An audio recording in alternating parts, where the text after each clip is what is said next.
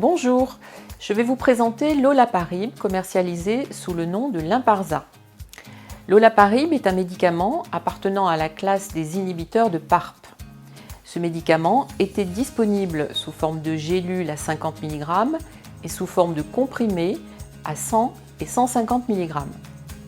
La forme gélule ne sera plus disponible à partir du 31 mars 2021 et seuls les comprimés seront commercialisés. En effet, les deux formes galéniques ne sont pas substituables de milligramme à milligramme en raison des différences de posologie et de biodisponibilité de chaque formulation et il y avait un risque d'erreur médicamenteuse. La posologie du Lynparza comprimé est de 300 mg 2 fois par jour à prendre pendant ou en dehors des repas, soit 2 comprimés matin et soir. Une adaptation de posologie jusqu'à 100 mg 2 fois par jour est possible en fonction de la tolérance ou de la co-administration d'un inhibiteur puissant ou modéré des cytochromes P450 3 à 4 et de la fonction rénale. En cas d'oubli ou de vomissement, il ne faut pas prendre de prise supplémentaire mais attendre la prise suivante.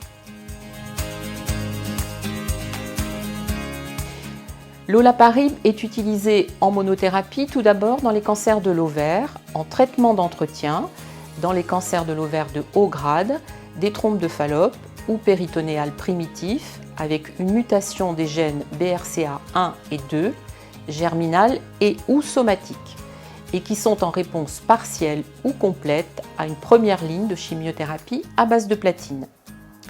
L'Olaparib peut également être utilisé en traitement d'entretien chez des patientes qui ont un cancer de l'ovaire de haut grade, des trompes de Fallope ou péritonéales primitifs, récidivants et sensibles aux platines et qui sont en réponse complète ou partielle à une chimiothérapie à base de platine.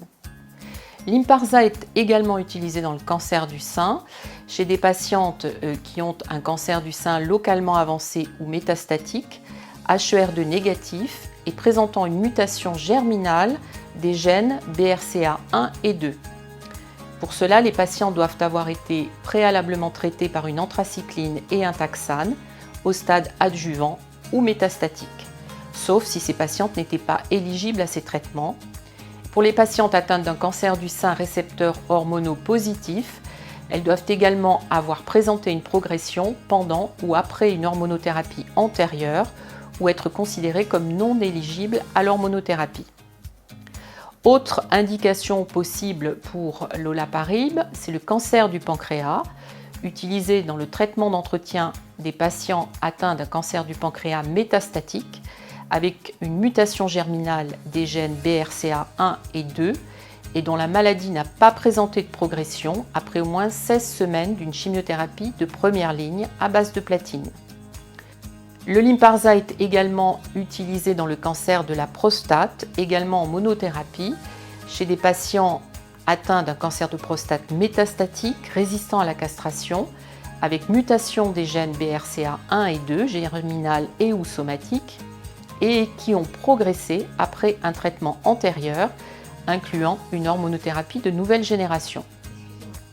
Il est également disponible en ATU de cohorte, en association au bevacizumab, pour le traitement d'entretien des patientes atteintes d'un cancer de l'ovaire de haut grade, des trompes de Fallope ou péritonéales primitifs et qui sont en réponse partielle ou complète à une première ligne de traitement associant une chimiothérapie à base de platine au bevacizumab et dont le cancer est associé à un statut positif de la déficience en recombinaison homologue, ce qu'on appelle HRD.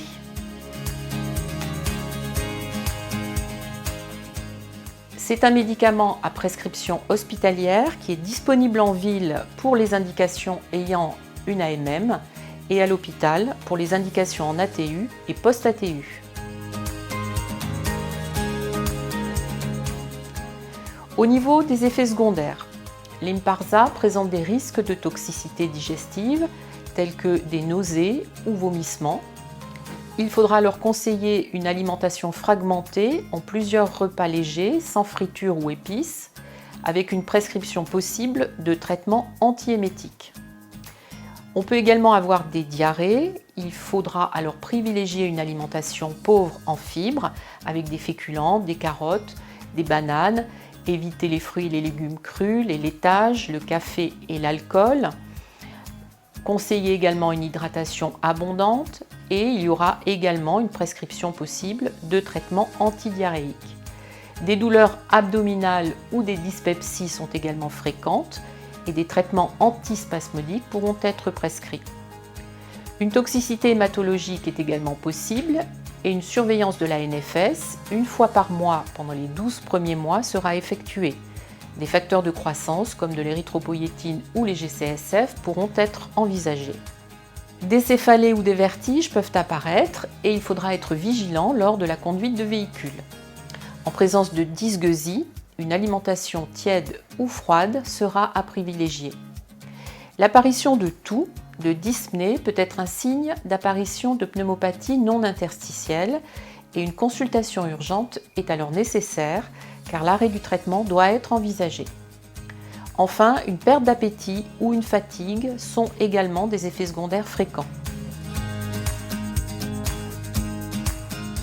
Quelles sont les recommandations dans les populations particulières? Alors l'Imparsa étant métabolisé au niveau hépatique, il devra être utilisé avec prudence en cas d'insuffisance hépatique modérée et sera contre-indiqué dans les insuffisances hépatiques sévères.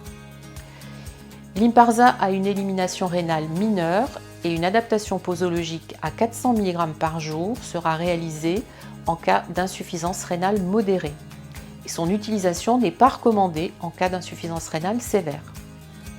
Il n'y a pas d'adaptation à faire chez le sujet âgé.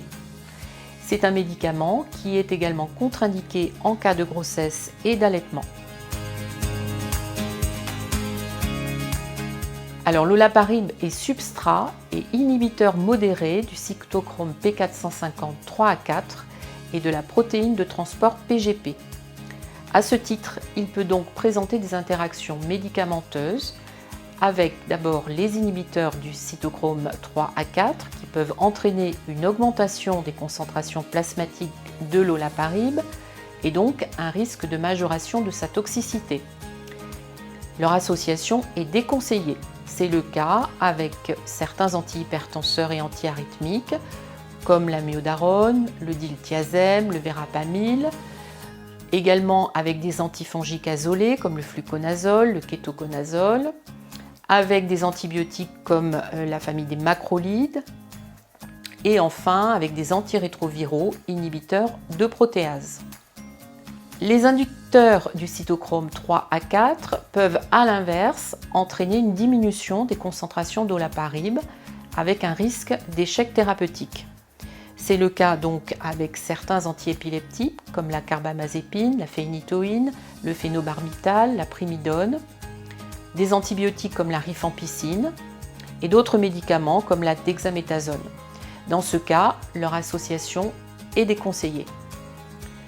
De par son effet inhibiteur modéré, il faudra prendre en compte les associations avec des médicaments à marge thérapeutique étroite qui sont substrats du 3 à 4, car il y a un risque d'augmentation de concentration de ces médicaments.